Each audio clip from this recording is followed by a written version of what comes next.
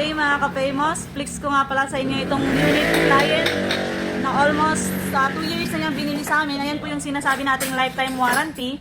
Na kapag dito po kayo bumili ng e-bike ay meron tayong lifetime warranty. Ayan. Yan po yung e-bike ni client na taga Masinloc. Dinride po yung e-bike niya hanggang dito sa Masinloc at pinaya naman.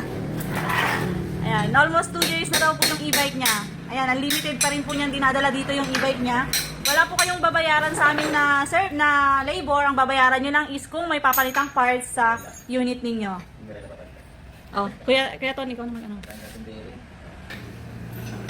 Yo, what's up mga ka-famous? Another vlog, another day, another repair. Na naman tayo sa ating unit na to. Sirang ang ating bearing.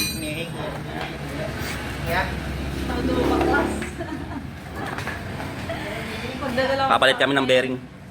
Tipos. Ano yan? CPUs? Ha? Baklas lahat. CPUs. Electric Yun na, papaluin na. Sira.